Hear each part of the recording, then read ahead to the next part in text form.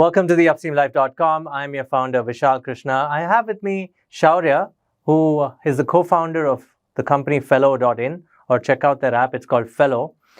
Savings are very important in life, okay? A lot of us don't know at the age of 30 if you've saved enough or not, but you also have to have fun. So gaming is also important. So Fello is bridging the gap of saving and gaming at the same time, and then allowing you to save for the future. It's a wonderful concept that Shourya and Manish have founded.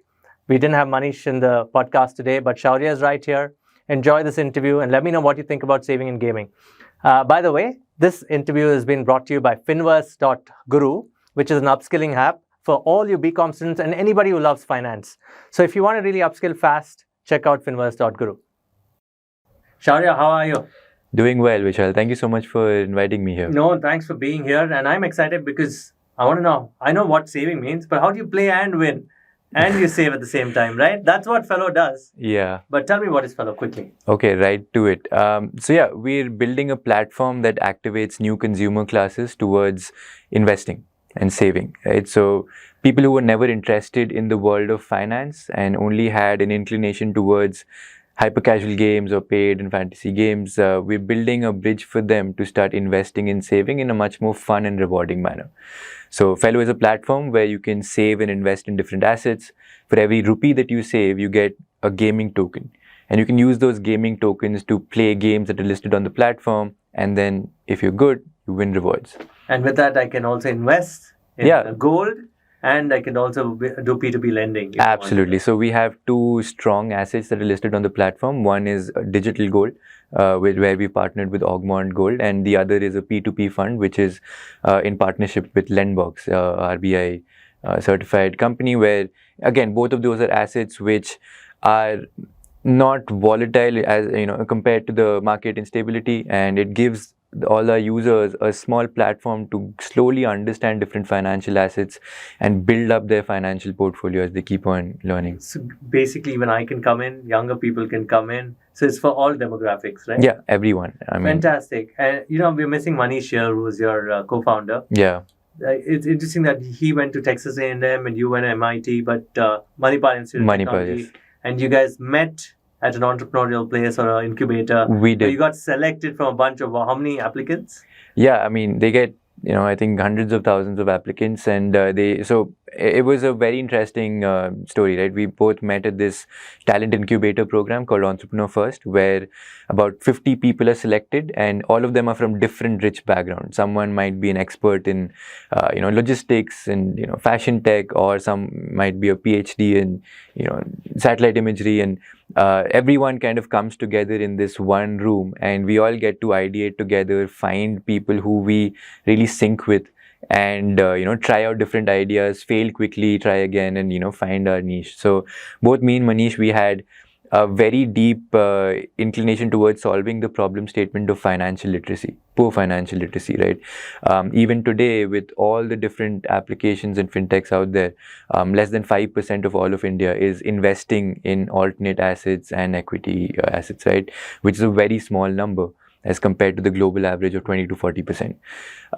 So that was what we wanted to really attack. And me and Manish, we found a very good complementary skill set, kind of a collab there, because he comes from the business side of finance. He's worked in CoinEx, which was at the time one of the largest cryptocurrency exchanges in India. I previously had worked at BlackRock, where I was building financial tools for global institutional clients for close to 3 years.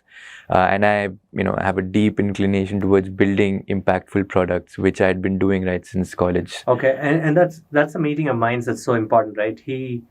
He knows finance, he knows the consumer side of it, and you'd build systems. Yeah. So the common thing is you wanted to make impact, and you said alternative investments, right? Yeah. Just for the benefit of our audience, everyone's used to mutual funds, equity, and some form of debt instruments, but people haven't heard about bond investing, and this is also different, which is gold. And that too, you can invest pieces. It's not holding a gold bar or whatever like they do at home, or a piece of jewelry. Yeah. It's different. And also P2P lending. So what's alternate investments at the time when you guys met and you wanted to do this as impact? Yeah. It gives them an opportunity to invest in assets which are safe and secure.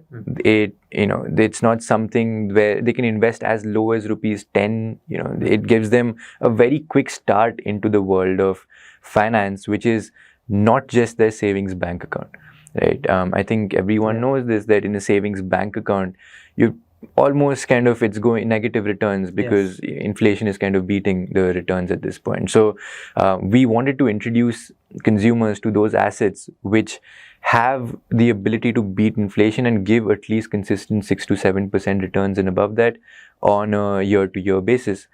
Digital gold was one of our first things that we landed on, because there's already a sentimental value associated with gold, especially in the tier 2, tier 3 cities, and we were able to kind of see that tier 2, tier 3 would really associate with that. And that's why we launched with digital gold, which allowed users to save as low as 10 rupees and slowly build up their entire savings habit. It's interesting. I want to get into how people save in India, and and how do they think of these alternative assets.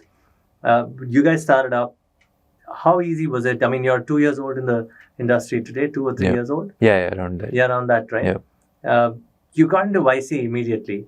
You want to talk about that journey? Today, it's become like something very important in your CV, or sort of saying, I'm a YC company. Sure. But things have changed. YC is betting big on India, and rightly so, because people like you are really making impact with the youth to understand saving and play at the same time, have fun at the same time. Yeah. How was your experience there?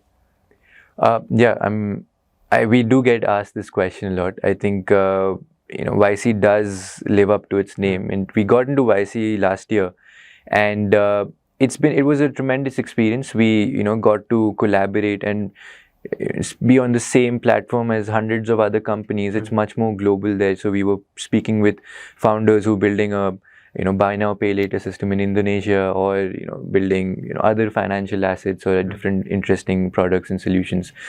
So it gave us that opportunity to really understand things at a much more global spectrum, right? And we were able to really build that, get that ideas, get those concepts, and actually it helped us in our products as well, right? And the kind of resources that we received, we definitely saw that a lot of gateways and opportunities opened up as we went through it. So this happened about last year, right after, a little while after EF, Entrepreneur First. It was definitely a very Did it help your experience. engineering capabilities, give you a larger understanding of how global scale products are built? Did that, because you're an engineer yourself? Yeah. And how did that change you personally? 100%. So, I mean, again, it put us into a global pedestal, and it allowed us to compete with the best technical folks that are out there, right? And it personally allowed us also as a tech first platform to really leverage the resources that we received.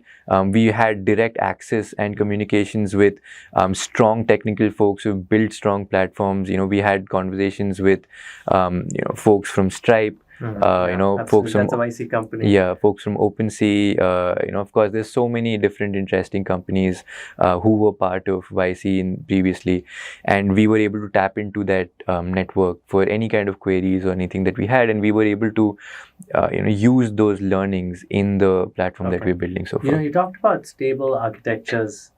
When you spend time with the like of Stripe or any other company in YC, they're built to scale, right? In the old days, we'd look at e-commerce companies and we talk about scalers. Can that handle a bunch of people coming in during a Black Friday, or in India's case, Diwali? Right? Yeah. That's what we talk about as scalable architecture. But in today's world, it's completely different, right? It's multi-distribution. It can be an app. It can be a web app. It can be your web page, right? Yeah. Multiple things. What is stable architecture for you as a technologist?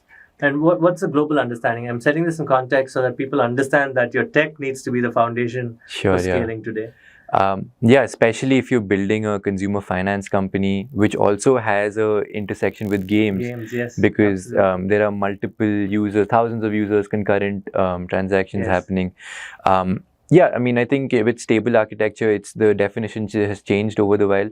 Right now, microservices is all the buzz, and it's essentially what it allows you is to, it allows you to use the resources that you require at the time and scale up based on the kind of heat or based on the kind of load and the volume that you're seeing. Stable architecture also involves so many other things in terms of the kind of fault tolerance that you've built. Have you built recon checks or like 2-degree, 3rd-degree checks on the kind of some microservices or some kind of applications might require a secondary check also, and to make sure, for example, we're dealing with finance. Yes. So every single transaction, every single rupee that is transacted from a user's bank, we have to make sure that it gets utilized correctly, it gets invested correctly in the right asset, and there is 100% success rate for that. That is very, very important. So we can't afford any kind of lapses over there, and that's something that was again the foundation that we had to focus on right since day one. Over and on top of that, we're dealing with an audience who is sort of in that Gen Z bracket, right? Early salaried individuals, people who are really into games, hyper casual engagement. So they always have they always try to find as many different loopholes and interesting areas in trying to leverage the system as much as possible to make so we had to make sure that we are future-proofing our platforms. They try to game the system also, really? I mean, there's always those, there are various different kinds of actors in any kind of B2C to win application. More rewards, they can do it. Yeah, I mean, that would be the attempt, right? So it's always we had to make sure that before even going live, and as we kept on iterating over our newer and newer versions of the app, we kept on, the cycles of us learning and iterating over the next versions was very short, so that we immediately understood what's the kind of consumer sentiment, or what's the kind of areas where we can really improve our security layers, understand a little more about our users, and build those kinds of structures better and better, right? So now over the course of a couple of years, we've really been able to understand this at a very deeper level. Interesting. So that's what in getting exposed to a lot of those CTOs, mentors, and YC, that allows you an understanding of how things are going, or is it just because your generation gets to talk to more people? Because it's open forums, you discuss all this. What's your go-to to learn new technology? You said you're on Flutter also, right? You like Flutter?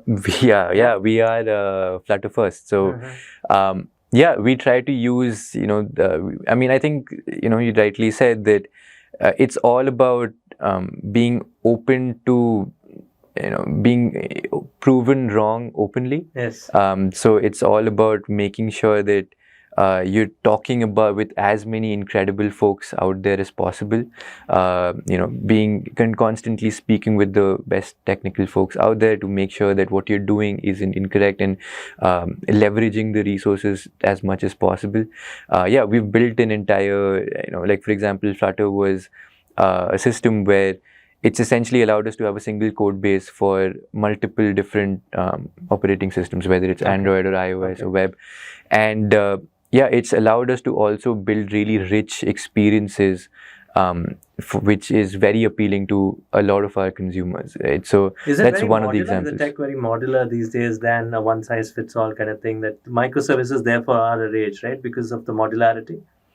I mean, microservices essentially allows you to have small custom configurations to every kind of function that you have. So if you're dealing with payments, or if you're dealing with just onboarding, you can have very, very specific custom configurations and systems designed for those particular functional layers. And it also allows you to scale up, scale down based on the kind of demands or the kind of resources that you need to use, right?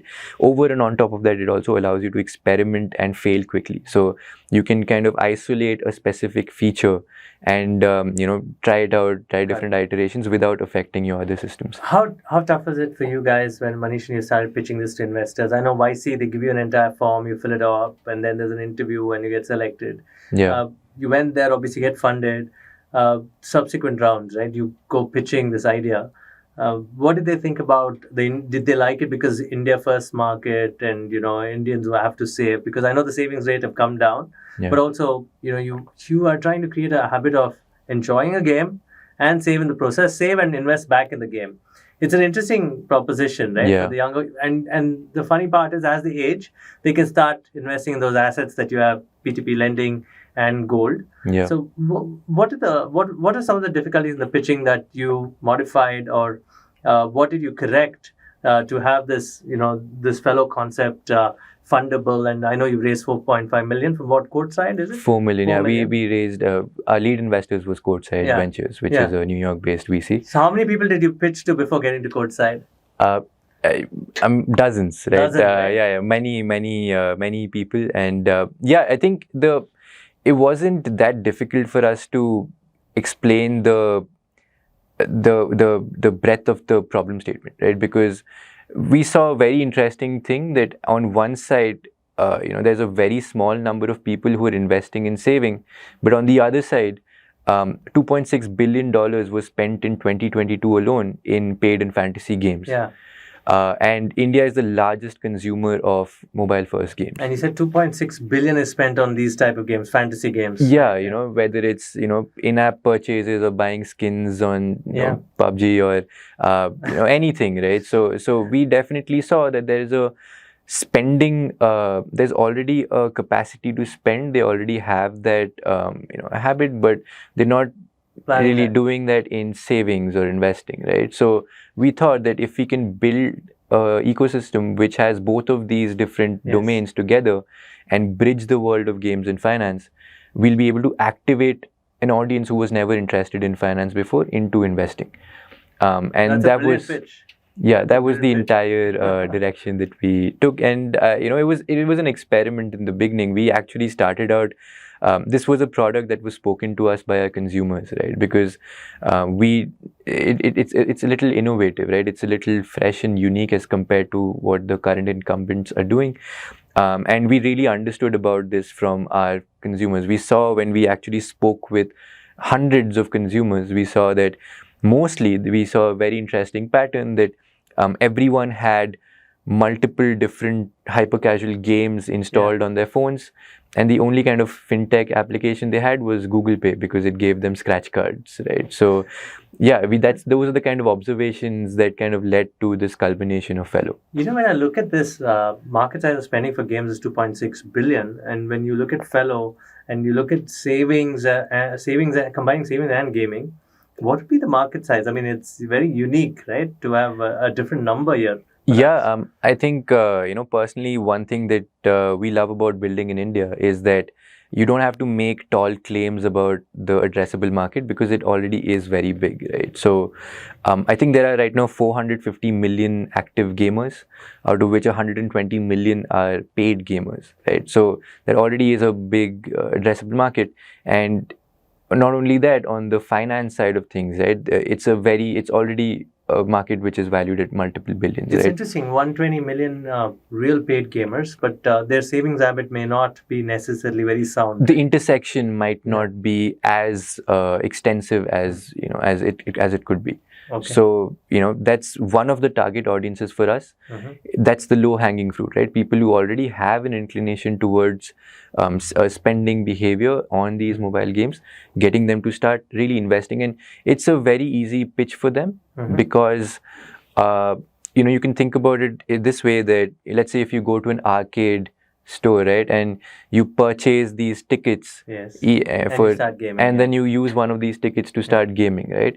But what we've done is, when you actually purchase, that money is getting invested into an asset. Okay. So there is no possibility for the user to lose their principal, right? So so I buy into a game, you're saying that's invested somewhere? Yeah, so in Fello, what you're doing is that you're saving in different rich assets like Augment Gold or P2P. Correct. For the investments that you've done, now that keeps on growing at a 6 to 7% rate. So I can use that money either in a game or I could just let that be also. Yeah, that money is only being used it's only staying for your returns and you're gaining it. On top of that, you get tokens. Right. You use those tokens to play games. Okay. So your money is never getting involved in any of the gaming applications. Brilliant. So you've you send tokens so that I don't take that money out, but you give me token basis my investment. Yeah. And then it goes into the games. Absolutely. So, so you also get that layer of fun and, excitement by playing these games without ever having to, shell out. And on top of that, you also, as a side benefit, understand how your savings are growing. You get to learn about these different financial assets, and you keep on getting returns on your investments as well. Shourya, I'm super impressed with all those international learnings and, understanding the intersection of savings and games. fascinating subject. 120 million people is your market size, and I hope you get to 120 million soon. All those people come on to Fello. It's fellow.in, right? That's the website. Yeah. But you can download the app too. Yeah. It's essentially came from say hello to finance. That's Fello. That's how, so nice, actually. Yeah. Who found the name?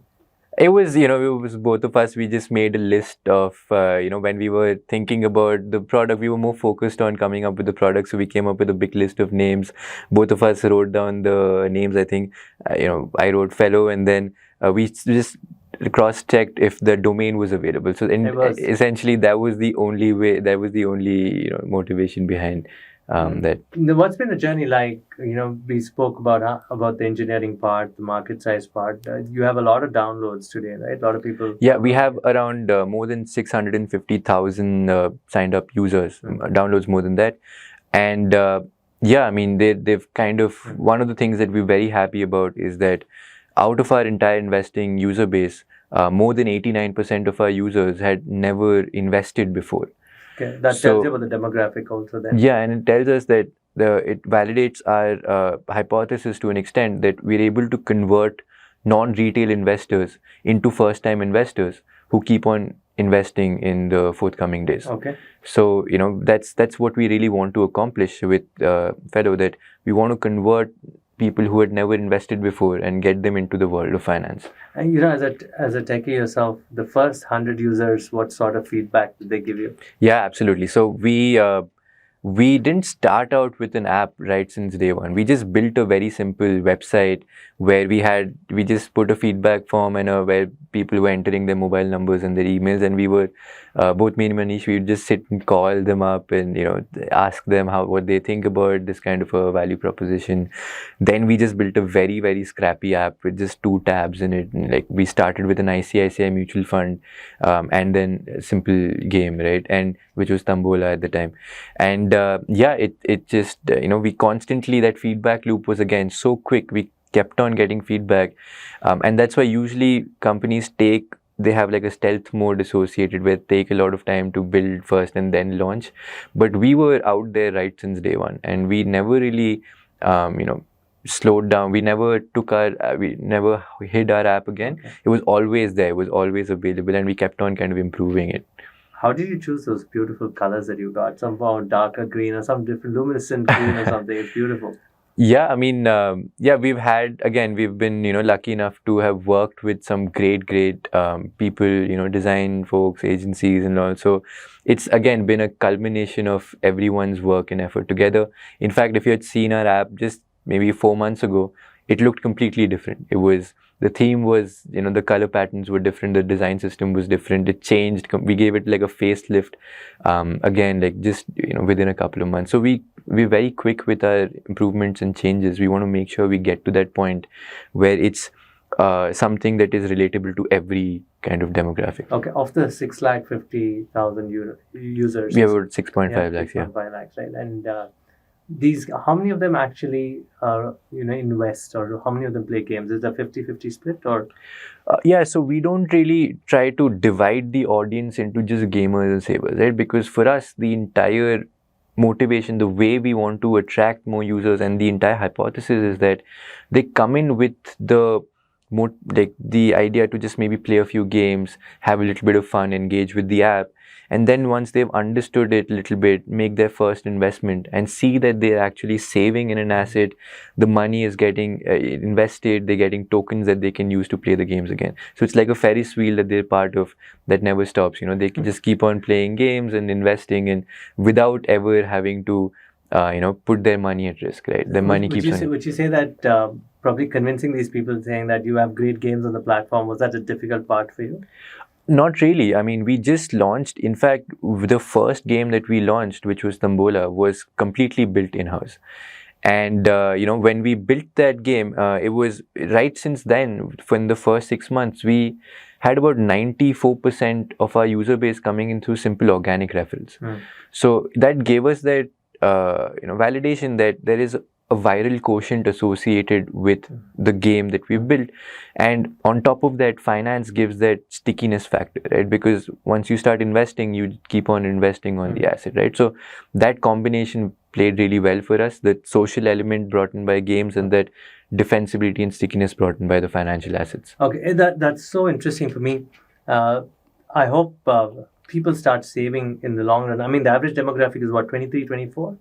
25? Yeah, I mean, like we like essentially our target audience is those early salaried individuals, 21 to 25-year-olds, Okay. but the long tail is much more, right? So it's, you know, all across the board. And it's beautiful because they continue playing, and if the stickiness grows, they also realize that, oh, there's a savings element to it too, and they start saving too. Absolutely. Right? And that's the entire, you know, thesis, where they start saving then slowly, and they slowly start to understand the kind of asset that's listed, and they start to slowly build their financial portfolio. And that's what we want Let's to do. talk the economics, the early salaried ones, say 25,000 starting salary. Yeah. How much should they start putting in? If they did in Fello, how much should they start with? Yeah, so we want to make sure that users are, if it's, let's say, 25,000, then at least over the course of 1 year, they save 1 month of salary.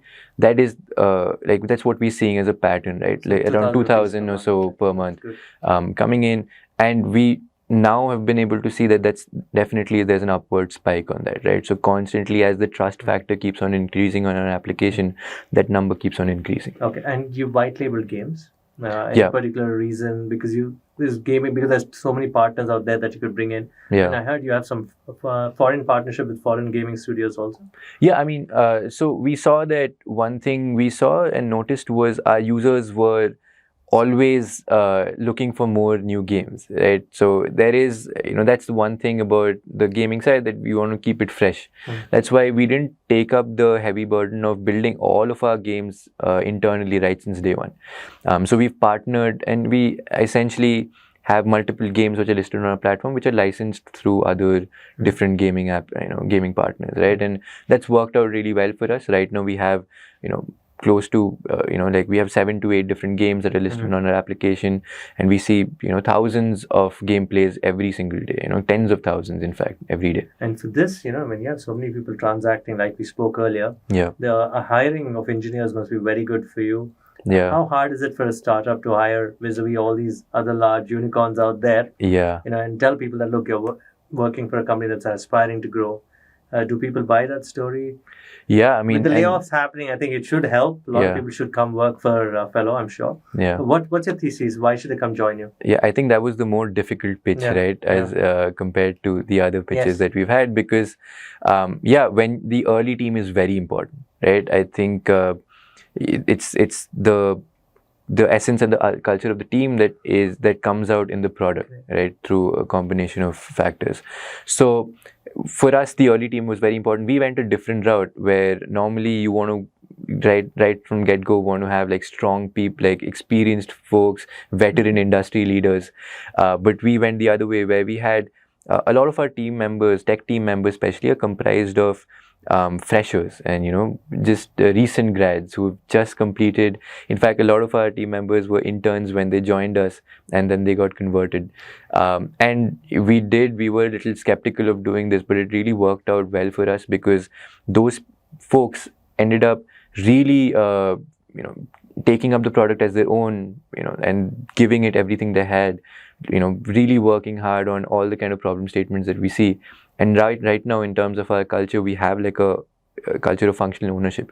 Every single one of our tech team members takes up a very, very important piece of the product, right? Whether it's the front end app, or whether it's the they make APIs. It exciting. They're good, and they've become exceptional folks over the years. You train them. Yeah, I mean, it was always a step up process, right? You make a lot of mistakes, but it's the entire notion is that you should give them that room to have faults. But now I think it's reached a point where the room for error has reduced. Do you still train them? Do you train them, or are you busy with building? Looking at the larger product aspect.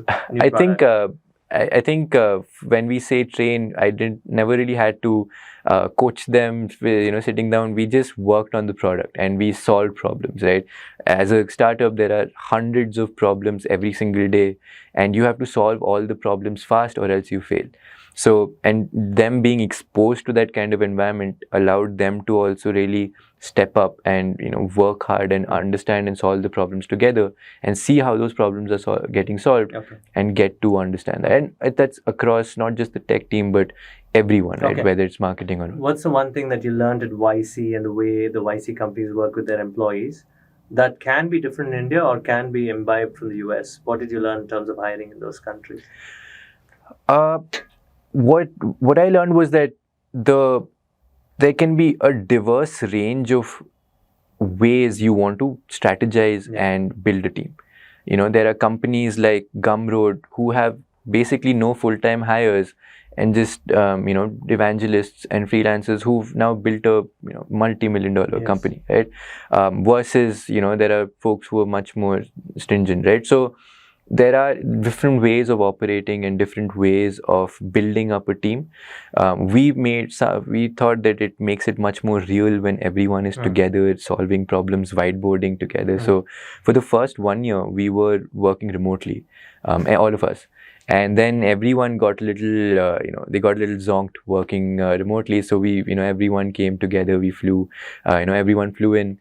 And it's a lot more fun, working from the same office. So what you learned is you're saying that in the US, what you learned is they have teams for specific purposes, and you use those teams accordingly. I mean, you don't clutter different teams together. How does a team function work? I mean, in the US, I'm pretty curious because I've done a lot of interviews there, but never seen the functioning. You've seen the functioning of other companies there. Right. Do they work very differently from Indian companies?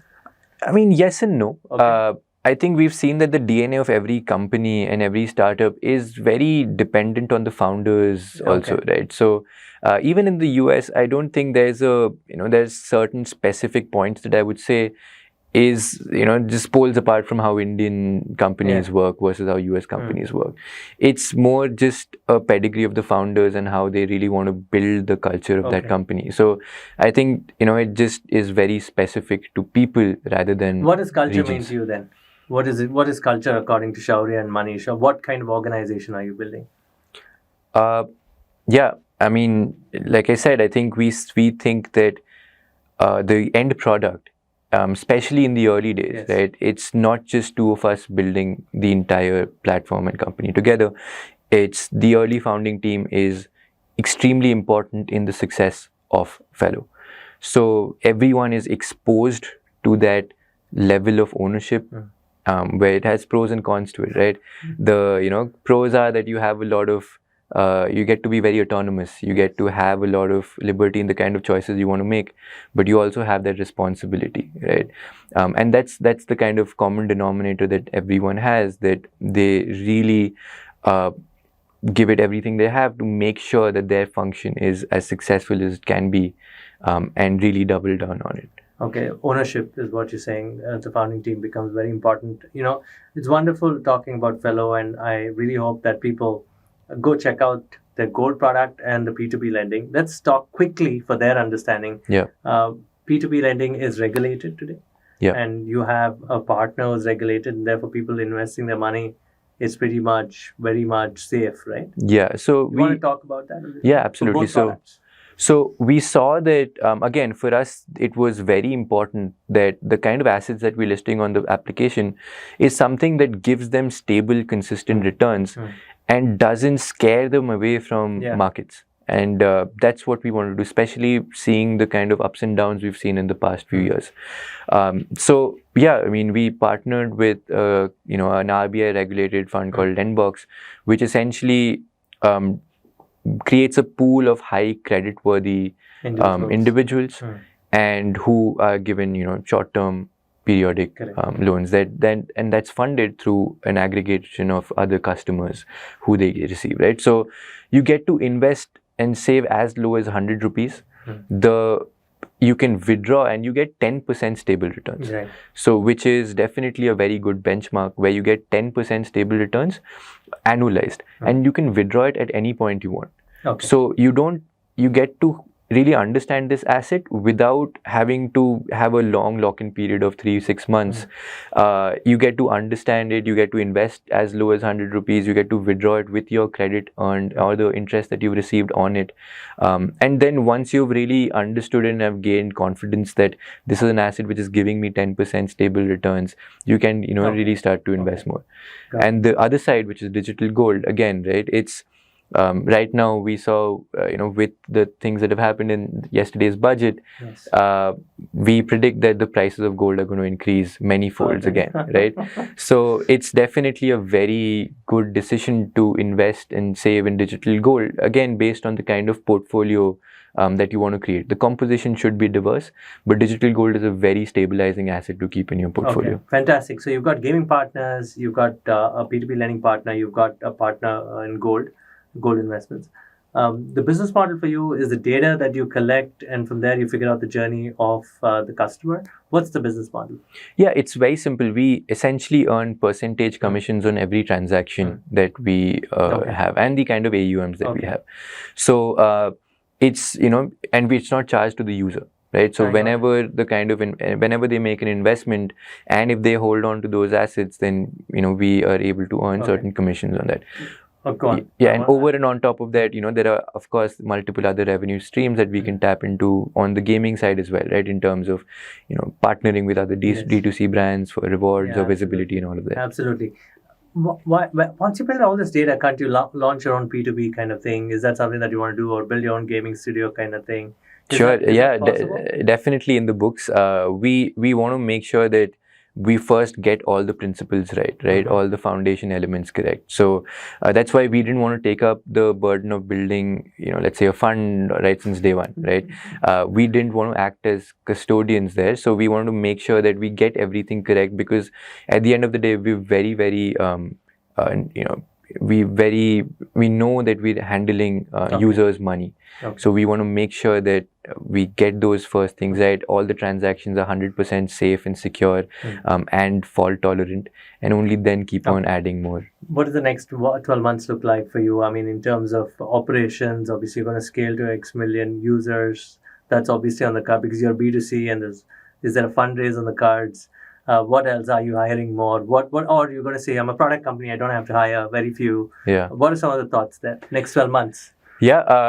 Yeah, it's all about, now that we've kind of validated our model really deeply and we've understood what kind of product the customers want, it's all about scaling, right? Getting to the next users, next tier 2, tier 3, getting you want to go deeper? Yeah, deeper penetrations in, essentially unlocking and activating more customers into the world of finance through the kind of product proposition that we've built. It's all about that. In terms, we recently closed a round, so, that's in terms of fundraising, that's another conversation. But in terms of on the hiring side, we definitely always want to make sure that we're a lean team, right? So we believe in the caliber of strong individuals more than a wide horizontal of folks. So I mean, we probably won't be going on a won't be becoming like a 200-member company, but we'll always stay lean. But yeah, in the next 12 months are going to be very, very exciting for Fello. New assets being launched, always new ways of gamifying the experience, getting more interested people coming up, signing up, and starting to invest and save in different assets. Really kind of going into that hockey curve very soon. And I'm sure with all the D2C brands out there, they'd love to be part of this ecosystem because there's so many users anyway that you already have. So that's a great business model that you can tap into. And to know more, get into Fello.in. Yeah, right? absolutely. Or just download the app. It's Fello, Fello.in. Right when you land on the website, you'll be nudged and guided into every single right decision.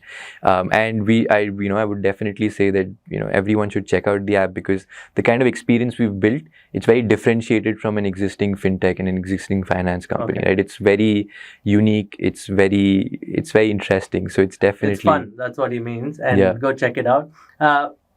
I can't let you go without asking the easier questions now, right? You come from MIT, again, Manipal. Did you have entrepreneurship in your legacy, or are you a first-time entrepreneur? And what about Manish as well, your co-founder? I mean, I had been dabbling with multiple products in the past. For me, it was always about building products with a deep impact, right? So before this, there was another venture called Crib, which was a hyperlocal service for home assistance. Before that, they tried out many different things in like social networking applications to women's safety applications. So multiple different applications before landing to the problem statement of financial literacy. Always wanted to start up and build something which has a deep impact and gets more people. Network effects. Today in a world such so cluttered with data, right? Building network effects. How do you think about network effects for you? I mean, is it because everyone thinks you got to spend so much on Google and Facebook and YouTube, and then get users. What are network effects to you as an engineer? How do you want to scale today? In say it's a new generation completely. The era of 14 to 21 is over, where the Facebooks of the world were king, where it was all about user acquisition, but there was no deeper meaning, stickiness to it. Right. What is the new form of building networks today? Yeah, I mean, even since day one, we defined our acquisition on Fello is someone not just signing up and or like downloading and signing up, but also making their first transaction. So that's how we define an acquired customer, right, since day one.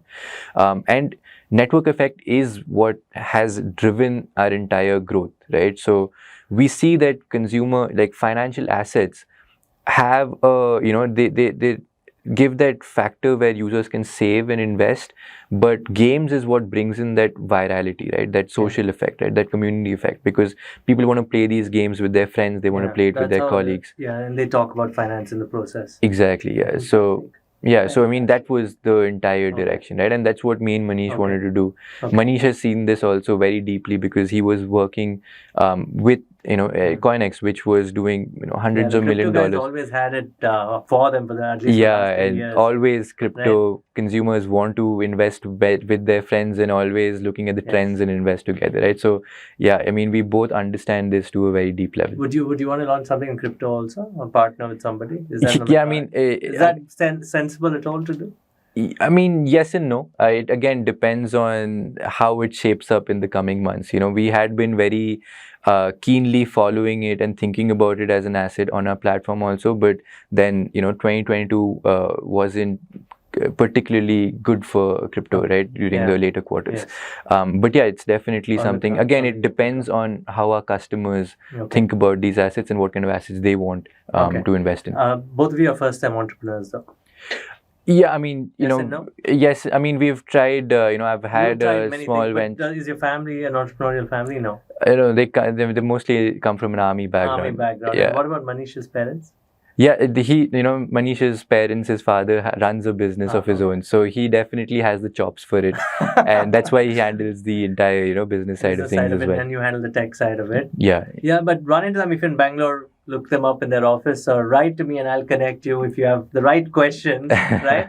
So what are you reading at this point of time? What inspires you? I mean, I'd love to be one of those people who's finishing up books every week. Right now, the book that I'm reading is called Chip War. It's by Chris Miller. It's essentially about how microchips were such a it was like the oil back in the day, right? It's interesting, but so now that Moore's law is done and all that. But it was really interesting how the power dynamic was. That was such an important element and a variable in that entire duration of the time. Very interesting stuff. It's a history thing. I like that too. It's by Chris. Chris Miller. Chris Miller. Yeah. The Chip Wars, is it? Yeah. You would recommend that for sure. I'm reading it right now. I think it's very interesting so far. What are some of the books that have inspired you? Recently finished Ride of a Lifetime, Bob Iger. That was amazing. I think, I do try to stick to non-fiction biographies. I think those are How super. do you stay focused with all this? You have a company to build. You have fundraising to do together with Manish. Yeah. And then you have team management to do. Yeah. How do you do this? How do you ensure time that you get at least 20 minutes a day or 1 hour you read? Or how do you manage your day? Sundays. You do read on Sundays. Yeah, I mean, I think, It's essential to take a day off. Yeah, I think that's something that's definitely important, right? And now that we've been doing this for a couple of years now, yeah, work life becomes very important to make sure that you're not, burning out. I mean, you have to see this as a marathon, not a sprint, right? Yeah. It's something that you're building for it's something that's going to become successful slowly and steadily, and we want to make sure that we're gearing up for it in the right way, right? So yeah, that's something that we've been very careful about these days. But yeah, first early days were definitely a lot more strenuous, a lot more difficult. You've got there, you've got your first fundraise. We wish you all the best. Thank you, Shourya. Thank you so much, Vishal. Yeah, I'll see thank you so soon then. Absolutely. Thank you so much.